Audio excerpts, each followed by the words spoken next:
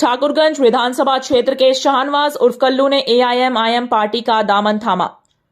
किशनगंज ठाकुरगंज विधानसभा क्षेत्र के शाहनवाज उर्फ कल्लू ने एआईएमआईएम का थामा दामन। वहीं उन्होंने मीडिया संवाद में कहा कि सबसे सच्चा और ईमानदार, गरीबों की हक व इंसाफ दिल वाला अगर कोई पार्टी है तो वह एआईएमआईएम है। वहीं उन्होंने कहा कि मुझे काफी खुशी हुई कि बिहार के प्रदेश अध्यक्ष जनाब अख्तरुल इमान ने मुझे अपनी पार्टी में शामिल किया और मुझे उम्मीद है कि आने वाला 24 का इलेक्शन में पूरे बिहार ने चुनाव लड़ने का काम करेंगे, इसलिए कि जनता जान चुका है। सरकार बनने से पहले जनता से वादा किया था कि अगर मैं मुख्यमंत्री बनता हूं तो मैं सबसे पहले काम खरी एवं भेड़ भरी पुल का निर्माण करने का काम करूंगा, लेकिन उन्होंने जो भी जनताओं से वादा किया वह सभी वादाओं फेल हो गए हैं। वहीं एक तरफ बिहार सरकार विभिन्न योजनाओं को लागू किया, अगर देखा जाए जमीनी स्तर पर यह भी योजना जमीनी स्तर पर काम नजर नहीं आया। पीएनपी न्यूज के लिए किशनगंज से अब्दुल जब्बार की रिपोर्ट।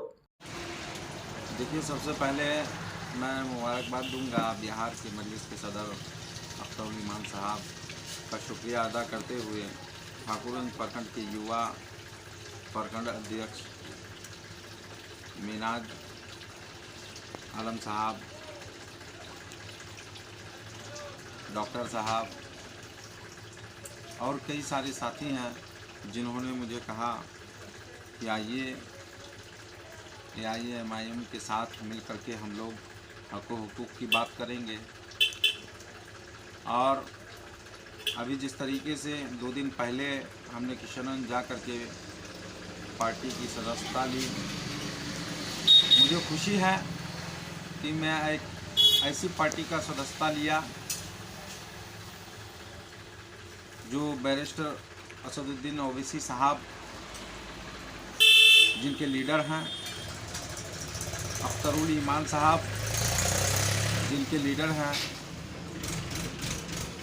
और आज हिंदुस्तान, बिहार और सीमांचल के हक में यदि कोई बोलता है तो बैरिस्टर साहब की बात आती है। सदन में यदि कोई आवाज़ उठाता है तो ओवैसी साहब की बात आती है। बिहार और सीमांचल के हकूक़ की कोई बात करता है तो ओवैसी साहब हैं। बिहार में पलायन को रोकने की यदि कोई बात करता है तो ओवैसी साहब हैं। बिहार में गरीब मजलूमों की कोई आवाज़ बनकर के यदि कोई उभरा है तो ओवैसी साहब हैं। और हमारे किशनगंज के अभी जो सांसद महोदय हैं, मैं इनसे पूछना चाहता हूं, ये किशनगंज के लिए तालाब बनाने का प्रयास करते हैं, सदन में आवाज़ उठाते हैं कि हमारे यहाँ पर एक झील है। कुछ दिन पहले मैंने देखा कि साहब संसद में झील की बात कर रहे हैं कि झील का जो है सौंदर्यीकरण किया जाए। वहीं अगर ओवैसी साहब बोलते हैं तो बिहार के हकूक़ की बात करते हैं, बिहार में गरीब मजदूरों की बात करते हैं, बिहार में रोज़गार की बात करते हैं, सीमांचल किस तरीके से आगे बढ़े उस पर विचार करते हैं, संसद में आवाज़ उठाते हैं। तो हमारे किशनगंज को आज ओवैसी साहब की ज़रूरत है।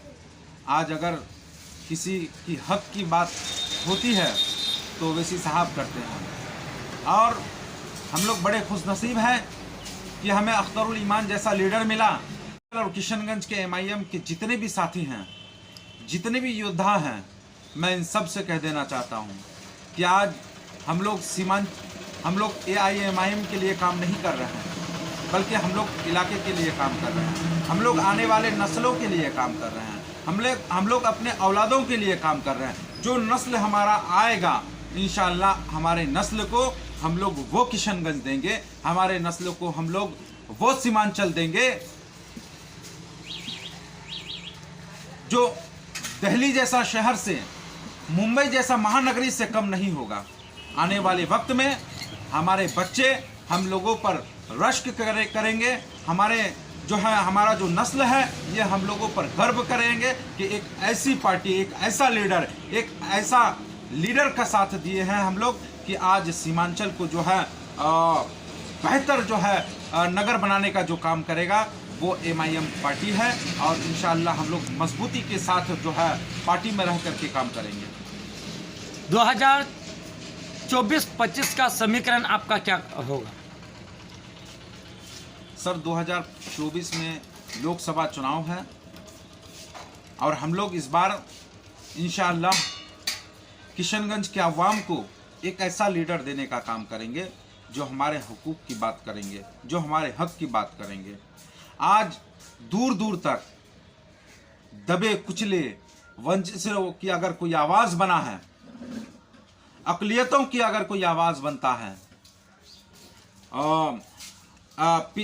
SC ST पिछड़ों की अगर कोई आवाज़ बन करके उभरा है तो अख्तरुल ईमान साहब हैं। उनके हाथों को मजबूत करना है ताकि आने वाले वक्त में हमारी गंगा जमनी तहजीब को भी जो है बरकरार रखे और किशनगंज की धरती को जिस तरीके से सदियों से महकता आ रहा है, आने वाले वक्त में भी ये किशनगंज की धरती गंगा जमनी तहजीब को बरकरार रखे और यहाँ पर इतना विकास हो, यहाँ पर इतना रोज़गार हो, यहाँ पर शिक्षा का जो स्तर है वो इंशाअल्लाह हम लोग काफ़ी ऊपर तक लेकर के जाएंगे और ऐसे लीडर की ज़रूरत है। अख्तरुल ईमान साहब को हम लोग आने वाले वक्त में, आने वाले लोकसभा चुनाव में उनके हाथों को हर हालात में जो है मजबूत करेंगे, चाहे एड़ी से लेकर चोटी तक का जोर लगाना क्यों ना पड़े। हम लोग इस बार किशनगंज के लोकसभा चुनाव में एक बदलाव लेकर के आएंगे, जहां आज़ादी के बाद से लेकर एक ही पार्टी का सांसद बनते आ रहा है, लेकिन इस बार इंशाअल्लाह ये बदलाव होगा और हमारे हक में बदलाव होगा। सीमांचल के लोगों को के बाद से लेकर एक ही पार्टी का सांसद बनते आ रहा है, लेकिन इस बार इंशाअल्लाह ये बदलाव होगा और हमारे हक में बदलाव होगा। सीमांचल के लोगों को क्या मैसेज देना चाहेंगे? सीमांचल के लोगों को हमेशा हमने यही मैसेज दिया है कि अब तक हम लोगों पर जो शोषण होता आ रहा, हालात ठीक नहीं है साहब। नजर उठा करके देखिए, जिधर देखेंगे हालात ठीक नहीं है। आप अफसरान को ले लीजिए, नेताओं को ले लीजिए, हर तरफ देखिए करप्शन, हर तरफ देखिए लोग परेशान हैं, हाहाकार मची हुई है। ब्लॉक में एक छोटा सा काम करने के लिए यदि इंसान जाता है तो उसको 3 महीने लगते हैं साहब, लेकिन उनका काम नहीं हो पाता है। तो मैं सीमांचल के लोगों से कहूँगा कि आइए मजलिस को मजलिस की तरह सजाइए और मजलिस को इतना मजबूत कीजिए कि आने वाले वक्त में आपके लिए मजलिस मजबूती के साथ खड़े रहे और आने वाले वक्त में हमारे लीडर बिहार के सदर अख्तरुल ईमान साहब के हाथों को मजबूत करे ताकि हमारे हक व हुकूक की बात कर सके, हमें हमारा हक दिला सके।